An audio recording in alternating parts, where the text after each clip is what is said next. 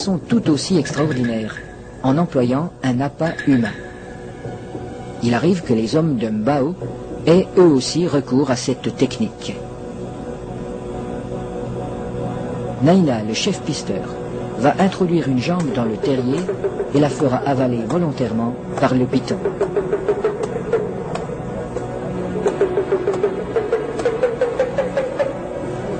Il est indispensable de posséder le remède qui a été fourni par le sorcier. Cette mystérieuse préparation, à base d'herbes et de racines écrasées, n'a pas qu'un effet psychologique. Elle a le pouvoir d'attirer le serpent tout en protégeant la jambe du pisteur. Le remède agit encore comme un lubrifiant. En imprégnant un tissu qui entoure la jambe, il facilite sa pénétration dans la gueule du reptile.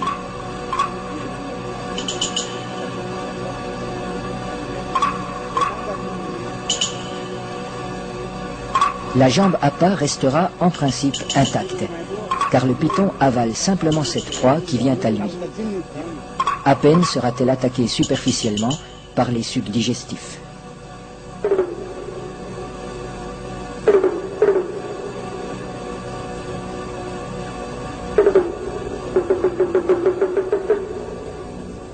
Cette chasse n'est pas sans risque.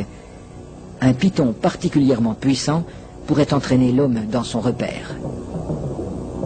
La jambe restée à l'extérieur limite ce danger, mais le pisteur court le risque d'être désarticulé.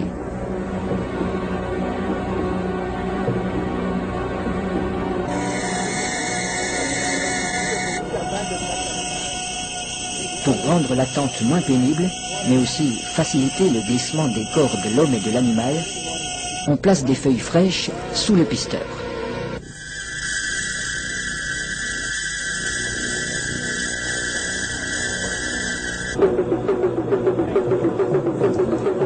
Sa jambe est déjà avalée au-delà du genou quand il commande qu'on le tire en arrière.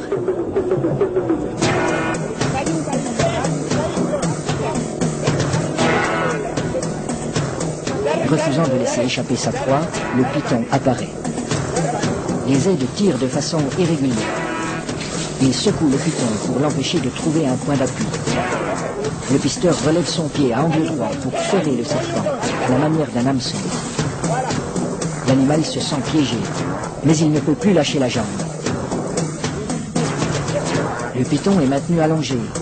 Il faut éviter qu'il ne s'enroule. Cette position lui enlève une grande part de sa force. Pour dégager sa jambe, Naina déchire la gueule du python au couteau.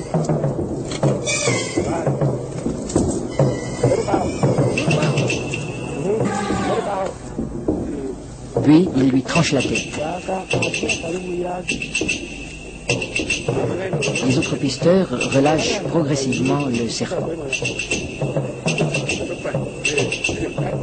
Dans un premier temps, le corps décapité reste inerte. Puis apparaissent des ondulations nerveuses de plus en plus puissantes.